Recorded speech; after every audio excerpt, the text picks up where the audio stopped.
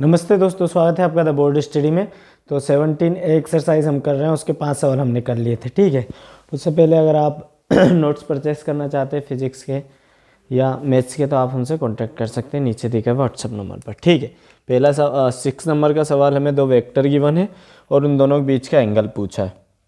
तो अगर 2 vector given है और उनके बीच का एंगल पूछा जाता है तो फॉर्मूला होता है। फॉर्मूला क्या होता है? Cos theta equal to A vector dot B vector, मतलब दोनों वेक्टर्स का स्केलर प्रोडक्ट डॉट प्रोडक्ट उनका सदिश गुणा, और बटे में मोड ऑफ है, मतलब इस ए वेक्टर का मैग्नीट्यूड और इसी तरह बी वेक्टर का मैग्नीट्यूड। मैग्नीट्यूड कैसे निकालते हैं अभी हम बता देंगे। तो सबसे पहले हम क्या फाइंड आउट करते हैं, इसे नाम दे दो equation number 1। A vector dot B vector find out करते हैं अलग से, है ना। तो यहाँ पर a vector dot B vector कैसे फाइंड आउट करते हैं, तो बहुत सरल है। मैंने डायरेक्ट बता रखा है कि आई कैप के कोफिशिएंट के साथ मल्टीप्लाई कर दो, 2 3 जा 6 हो जाएगा। जे का जे के साथ तो 1 का -2 में गुणा कराएंगे -2, के का के साथ तो -3 का -1 में होगा तो +3। तो फाइनली आपका आ जाएगा 6 में से 2 गए तो 4, 4 3 7 ही आ गया। अब मोड ऑफ ए वेक्टर निकालना है। तो मोड निकालना बहुत आसान है किसी वेक्टर का, याद रखो रूट लगाओ और ये ए वेक्टर के जितने भी कोफिशिएंट है, आई का कोफिशिएंट का स्क्वायर कर दो, मतलब 2 का स्क्वायर, फिर प्लस लिखो। जे के कोफिशिएंट का स्क्वायर, जे का कोफिशिएंट कितना है 1, तो 1 का स्क्वायर और फिर प्लस लगाओ। फिर के कोफिशिएंट कितना है 3, नहीं -3, तो -3 का होल स्क्वायर। खैर स्क्वायर होने के बाद वो तो प्लस ही हो जाएगा, पर हमें लिखना है बराबर। क्या किया, सिंपली ए वेक्टर का मोड निकालना था तो रूट लगाया, फिर जो आई का कोफिशिएंट है उसका स्क्वायर, फिर प्लस जे के कोफिशिएंट का स्क्वायर प्लस के कोफिशिएंट का स्क्वायर। इसे सॉल्व कर दो तो ये आ जाएगा आपका, ये 2 का स्क्वायर 4 हो गया, 1 का स्क्वायर 1 ही, और -3 का स्क्वायर प्लस का 9 हो गया। ठीक है, ये कितना हो जाएगा आपका 14 हो गया ना। तो इसकी वैल्यू आ गई √14। ये मोड ऑफ ए आ गया। हमें मोड ऑफ बी भी चाहिए, इसलिए हम क्या करेंगे, इस साइड इसको कर लेते हैं डिराइव। मोड ऑफ बी मतलब mod of B vector find out कर रहे हैं, है ना। तो यहाँ पर देखिए क्या होगा, बी का कोफिशिएंट, बी का वो इक्वेशन देख लेते हैं। आई का कोफिशिएंट है 3, इट मीन्स 3 का स्क्वायर, प्लस जे का कोफिशिएंट है -2 तो -2 का स्क्वायर, प्लस के का कोफिशिएंट है -1 तो -1 का होल स्क्वायर। ठीक है ना। इसे सॉल्व कर दो, √3 का हो जाएगा 9, -2 का हो जाएगा +4, -1 का भी +1, तो ये भी हो जाएगा आपका √14 ही। ठीक है, इक्वेशन 1 में तीनों की वैल्यू पुट कर दो बाय इक्वेशन 1। तो क्या हो जाएगा, कोस थीटा बराबर ए वेक्टर डॉट बी वेक्टर की वैल्यू कितनी है 7, ऊपर 7 लिख दिया, नीचे अभी रुको देख लेते हैं। मोड ऑफ ए की वैल्यू क्या है, ये मोड ऑफ ए वेक्टर की वैल्यू आई √14, और इनटू में मोड ऑफ वी की वैल्यू क्या है, तो मोड ऑफ वी की वैल्यू 14 ही। हम जानते हैं कच्चा कच्चा पक्का, मतलब 2 पर रूट है तो रूट हट जाएगा, सिंगल 14 मिलेगा हमें किसके बराबर, कोस थीटा के बराबर। ये कोस थीटा के बराबर चलने तो ये कितना हो जाएगा 7 दूना 14, मतलब 1/2। अच्छा, कोस थीटा की वैल्यू 1/2 कहाँ पर होती है, तो कोस थीटा की वैल्यू 1/2 होती है आपकी 1/2, 1/√2, √3/2, तो ये होती है कोस 60 पर वैल्यू होती है, मतलब कोस π/3 पर वैल्यू होती है ना। हाँ, तो कोस से कोस कैंसिल, तो थीटा कितना आ गया π/3, मतलब दोनों के बीच में कितना एंगल है π/3 या फिर 60 डिग्री। यही आपका आंसर है। ठीक है, ले लीजिए स्क्रीनशॉट। छोटा सा एक सॉल्यूशन है, इसे आप 60 डिग्री भी लिख सकते हैं, 60 डिग्री भी लिख सकते हैं, कोई दिक्कत नहीं है ना। दोनों आप लिख सकते हैं, यहाँ पर दिख तो बढ़िया रहा ना। चलिए ठीक, देखते हैं अगला सवाल करते हैं। अगला सवाल गिवन है, find the angle between vector A and vector B. अगला भी ऐसा ही है, हमें एंगल्स फाइंड आउट करने हैं। 7 नंबर का कर देते हैं फटाक से, है ना। इस बार जल्दी जल्दी कर देते हैं, थोड़ा सा हटा देते हैं, है ना। तो हमें वेक्टर्स क्या गिवन है, तो ए वेक्टर गिवन है हमें, डायरेक्ट 7 नंबर का कर रहे हैं, है ना। ए वेक्टर गिवन है i-j प्लस के, मैं केप नहीं लगाऊंगा बार बार, है ना, आप देख लेना। यह है i + j माइनस के, ठीक है, लगा दो फिर भी यार बढ़िया लगता है, फीलिंग नहीं आती नहीं तो, है ना। तो देखो सबसे पहले तो इन दोनों का हम क्या फाइंड आउट करेंगे, डॉट प्रोडक्ट। तो डॉट प्रोडक्ट फाइंड आउट करना है हमें, तो आई का कोफिशिएंट 1, नीचे भी 1, तो 1 1 जा 1, फिर प्लस, फिर जे का -1 और जे का +1, तो -1 का +1 में गुणा होगा तो माइनस का 1, फिर प्लस, ठीक है, प्लस का 1 माइनस का 1, तो फाइनली -1 फिर से आ गया, ठीक है। यहाँ पर देखो इस 1 से ये माइनस का 1 कैंसिल, तो -1 आंसर आ गया हमारा, मतलब आंसर नहीं, इनका डॉट प्रोडक्ट आ गया। अब mode of A find out करेंगे, तो मोड के अंदर देखो सबका कोफिशिएंट 1 1 1 है, फिर भी देख लो आई का है +1 तो 1 का स्क्वायर प्लस, जे का है -1 तो -1 का स्क्वायर प्लस, के का है 1 तो 1 का स्क्वायर अगेन, ठीक है। ये क्या हो जाएगा, तो अंडर रूट में आ जाएगा 1 + 1 + 1 और फाइनली हो गया √3, ठीक है। इसी तरह यहाँ पर देखो बी वेक्टर का मोड फाइंड आउट करेंगे, तो अंडर रूट में आई का कोफिशिएंट भी 1, जे का भी 1 और के का है -1 तो -1 लिख दो, फाइनली आ वही जाना है 1 + 1 + 1 और ये आ जाएगा √3, ठीक है। दोनों वैल्यूज़ का, सबकी वैल्यूज़ किस में रखेंगे, इक्वेशन 1 में, सो बाय इक्वेशन 1 देखिए क्या हो गया, कोस थीटा बराबर ए वेक्टर डॉट बी वेक्टर की वैल्यू है -1, मोड ऑफ ए की वैल्यू भी √3 आई है, मोड ऑफ बी की वैल्यू भी √3 आई है, ठीक है। तो हो जाएगा -1/3 कोस थीटा, हमें थीटा की वैल्यू चाहिए इसलिए थीटा इक्वल टू हो जाएगा कोस इनवर्स -1/3, ये इसका आंसर होगा, ठीक है, ये आंसर है ना। ले लीजिए स्क्रीनशॉट। अगला सवाल देखते हैं हम इतने 8वें नंबर का, find the angle between two vectors such that, अरे ये तो डायरेक्ट उनने वैल्यूज़ दे दी, ठीक है। 8वां तो और सरल दे दिया उनने, सबकी वैल्यू गिवन दे दी हमें, ठीक है।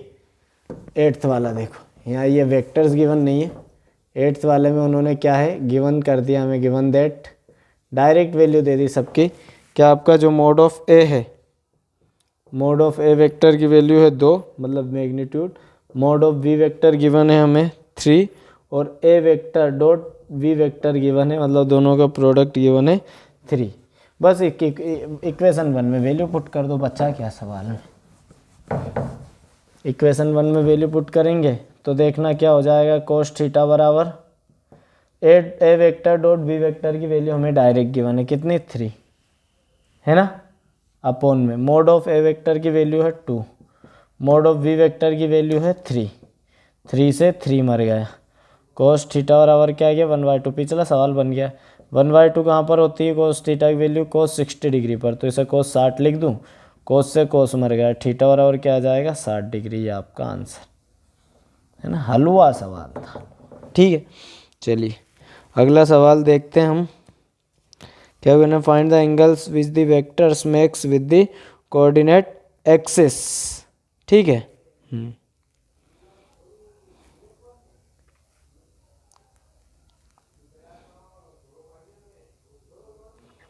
हम्म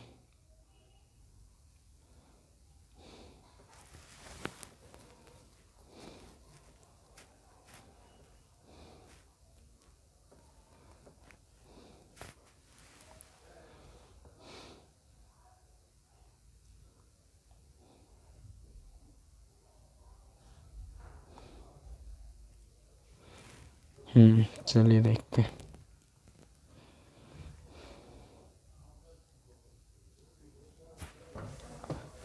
अच्छा सवाल है, देख लो।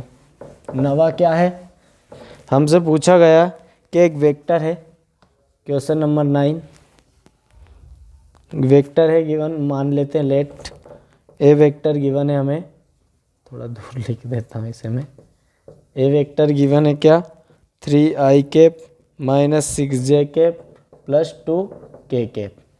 अब हमसे पूछ रहा है कि ये जो वेक्टर है जो हमारे कोऑर्डिनेट एक्सिस रहते हैं, एक्स एक्सिस, वाई एक्सिस और जेड एक्सिस, ये x axis, y axis, z axis, इन तीनों के साथ ये कितना एंगल फॉर्म कर रहा है। मान लो ये जो वेक्टर है हमारा ये कुछ ऐसा हुआ, देखो अगर इसे हम ड्रा करें तो एक्स पर इसकी वैल्यू 3, तो ये यहाँ मान लेते हैं हम 3, और y पर इसकी वैल्यू -6, तो -6 y की वैल्यू कहाँ आएगी, नीचे कहीं आएगी यहाँ, तो एक कोऑर्डिनेट इसका है। और z की वैल्यू है 2, तो मतलब कुछ ऐसा ये वेक्टर बन रहा होगा मान लो यहाँ। तो अब ये देखो y के साथ भी कुछ एक एंगल फॉर्म कर रहा है, x के साथ भी कुछ एंगल फॉर्म कर रहा है और z के साथ भी एंगल फॉर्म कर रहा है। तो हम मान लेते हैं x के साथ जो एंगल फॉर्म कर रहा है वो अल्फ़ा है, y एक्सिस के साथ जो एंगल फॉर्म कर रहा है वो हमारा क्या है, बीटा है, और z के साथ जो एंगल फॉर्म कर रहा है गामा है। तो इन अल्फ़ा बीटा गामा की वैल्यू हमें फाइंड आउट करनी, ठीक है। तो हम जानते हैं x एक्सिस पर अगर मैं कोई सा भी पॉइंट लूँ, कोई सा भी एक कोऑर्डिनेट लूँ, तो उसके कोऑर्डिनेट क्या होंगे, यूनिट वेक्टर के coordinate. x axis per unit vector के, x एक्सिस पर कौन सा वेक्टर रहता है, यूनिट i कैप, और y axis per unit vector j cap, और z axis per unit vector k cap, ये तो हमें पता ही है। तो i कैप के कोऑर्डिनेट क्या होते हैं, ये होते हैं 1 0 0, क्योंकि i की वैल्यू x एक्सिस पर 1 रहेगी और बाकी दोनों कोऑर्डिनेट 0 रहेंगे। अगर j की देखूँ मैं तो इसके कोऑर्डिनेट्स क्या हो जाएंगे, इसके कोऑर्डिनेट हो जाएंगे 0 1 0, y के कोऑर्डिनेट 1 रहेगा, बाकी दोनों 0 रहेंगे। इसी तरह z के क्या हो जाएंगे, बिल्कुल सही सोच रहा हो, ये हो जाएंगे 0 0 1। तो इन ऑर्डिनेट्स की हेल्प से हम एंगल फाइंड आउट कर देंगे। हमारे पास एक फॉर्मूला होता है, यहाँ लिख देते हैं, we know that cos theta बराबर, है ना, कोस थीटा बराबर क्या हो जाता है, a1 a2 plus b1 b2 plus c1 c2 upon under root a1 का स्क्वायर प्लस b1 का स्क्वायर प्लस c1 का स्क्वायर, अंडर रूट a2 का स्क्वायर प्लस b2 का स्क्वायर प्लस c2 का स्क्वायर, ठीक है। अब यहाँ पर a1 b1 c1 क्या रहेंगे, तो ये a1 है, ये b1 है और ये c1 है।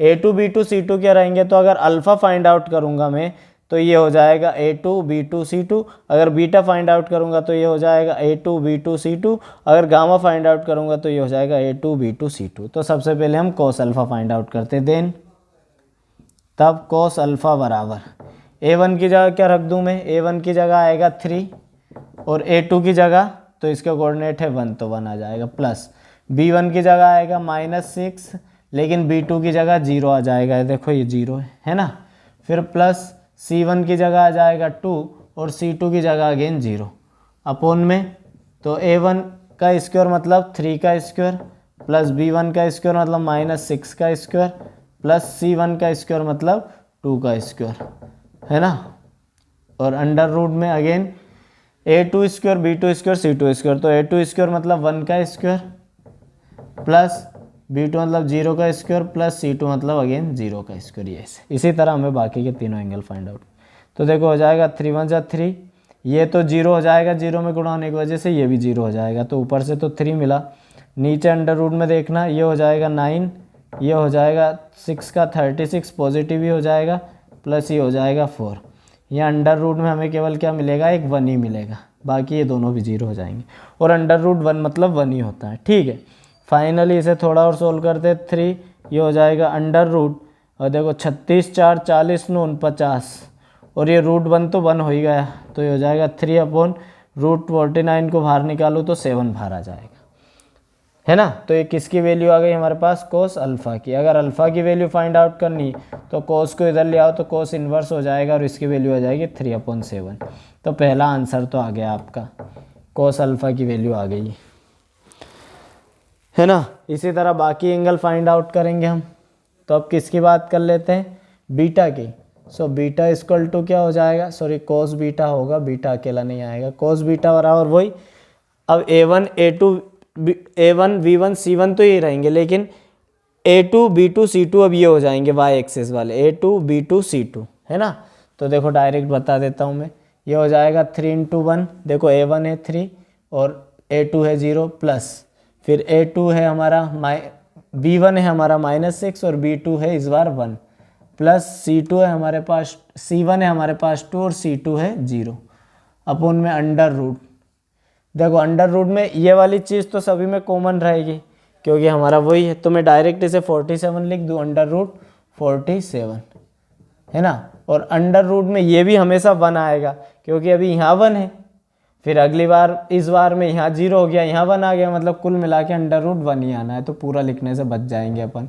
तो ये भी 0, यहाँ से मिलेगा हमें केवल -6, यहाँ से हमें मिलेगा 7, ये भी 0 हो जाना, मतलब कुल मिला के कोस बीटा बराबर क्या आ गया -6/7। तो बीटा बराबर क्या आ जाएगा कोस इनवर्स -6/7। ये आपका बीटा का आंसर आ गया। इसी तरह फिर हम क्या फाइंड आउट कर लेंगे कोस गामा। कोस गामा में क्या हो जाएगा, तो इस बार आपके ये हो जाएंगे A2 B2 C2, A1 B1 C1, तो यही सही, तो रख देते हैं वैल्यू। A1 की वैल्यू क्या है 3 × 0 प्लस B1 मतलब -6 × 0 प्लस C1 मतलब 2 × 1 अपॉन √, एक जगह तो 49 आना ही है, दूसरी जगह √1 आना ही है, ये भी 0, ये भी 0, केवल क्या मिलेगा यहाँ से 2/49, और फाइनली cos अल्फ़ा बराबर क्या हो जाएगा ये 2/7 एंड cos अल्फ़ा नहीं cos गामा है, cos गामा, तो गामा की वैल्यू आ जाएगी cos इनवर्स 2/7। ये आपका थर्ड आंसर आ गया। ठीक है, ले लीजिए स्क्रीनशॉट, हम अगला सवाल करेंगे फिर, है ना। चलिए बहुत शानदार, आ तो रहा ना समझ में, कमेंट कर दो सर बहुत बढ़िया आ रहा है, मज़ा आ रहा है, मतलब झमाझम, है ना। 10वां सवाल देखते हैं, आप लोग स्क्रीनशॉट ले लीजिए।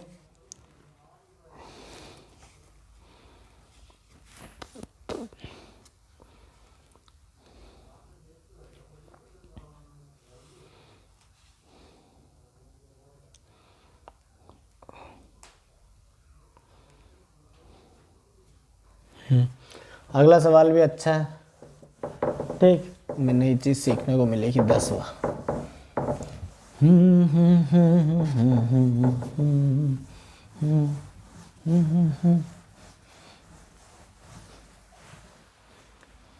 टेंथ वाला सवाल क्या हमारा, ये बोल रहा है फाइंड द प्रोजेक्शन ऑफ, लिख देता हूँ फाइंड द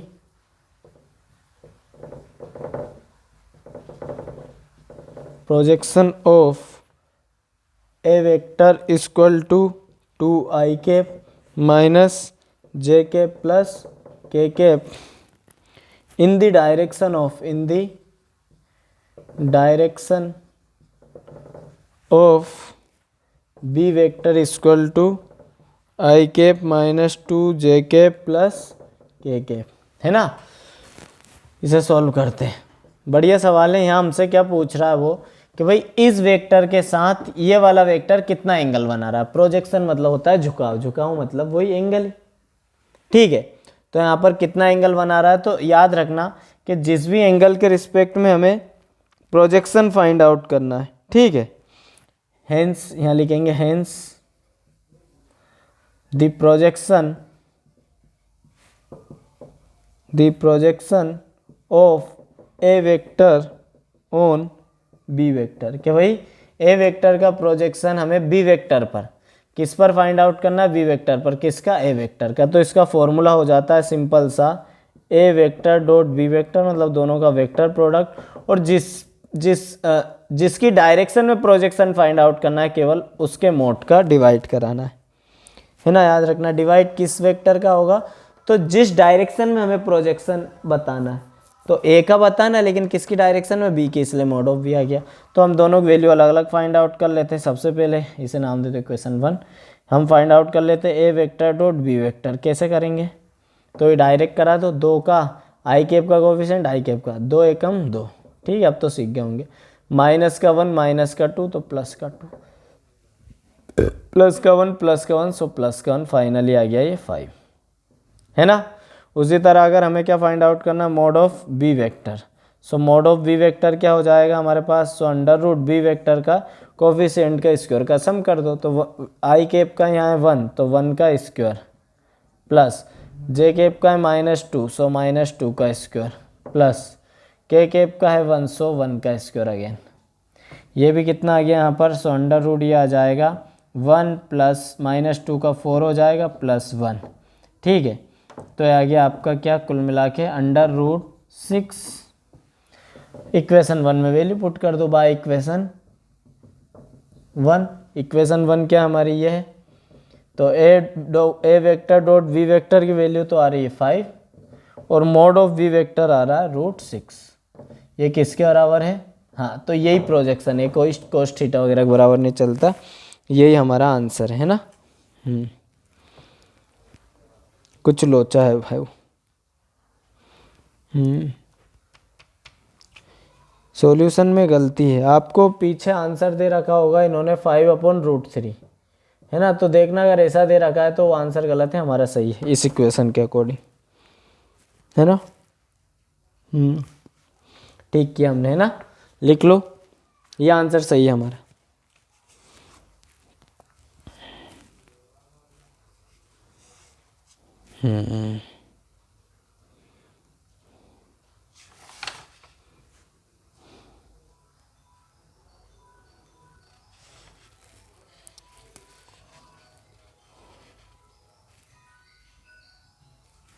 चलिए ले लिया स्क्रीनशॉट, दो एक सवाल और कर लेते हैं इस वाली वीडियो में।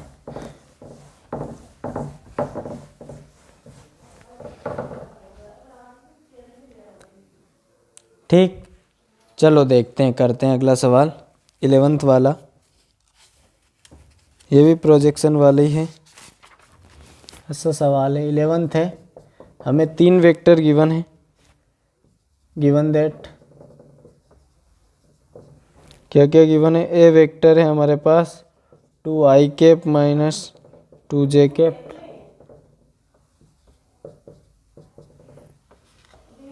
हाँ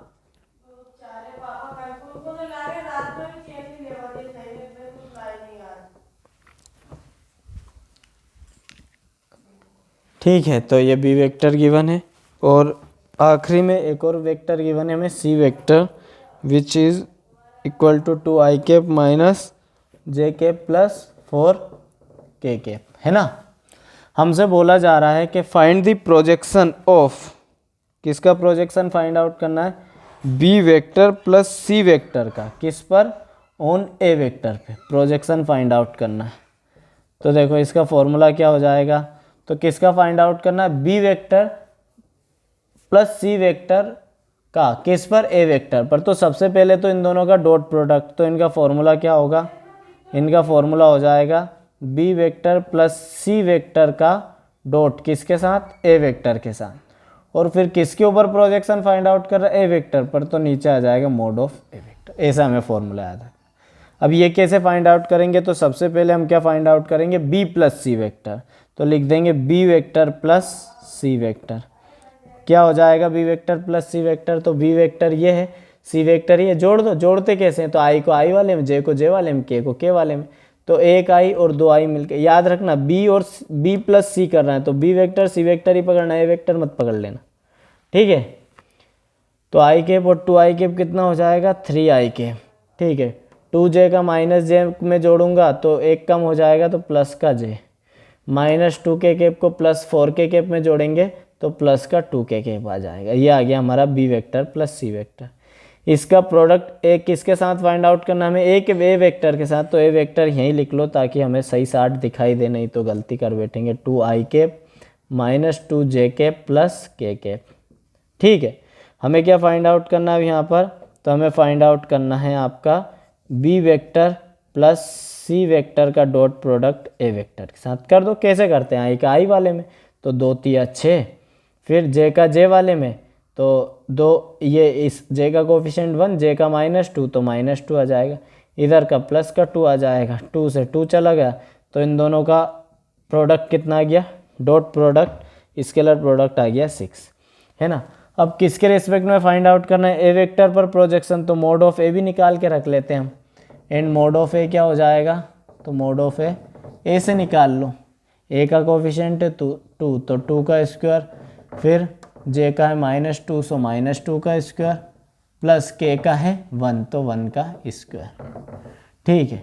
अंडर रूट में हो जाएगा ये 4 + 4 + 1 तो 4 4 8 और 1 9 हो जाएगा, 9 को बाहर निकालूंगा तो 3 आ जाएगा, ठीक है ना। अब क्या रख दो इस इक्वेशन 1 में वैल्यू, बाय इक्वेशन 1 क्या हो जाएगा प्रोजेक्शन, इस पूरे का आंसर क्या आ रहा है हमारे पास 6 आ रहा है, हाँ 6 आ रहा है।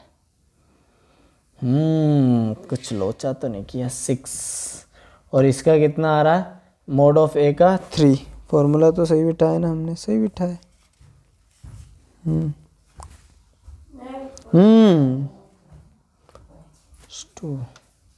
सॉल्यूशन में गलत क्यों कर रहा है। वेक्टर कितना रहा, प्लस का 2k। यहाँ भी इसने गलती की हुई है, फिर हमारा आंसर सही है। इसने यहाँ 5 कर दिया है ना सॉल्यूशन में, तो 6/3 करेंगे तो ये आ जाएगा इसका आंसर 2। इसने 5/3 आंसर दिया हुआ है ना। लो एक बार मैं चेक कर लेता हूँ।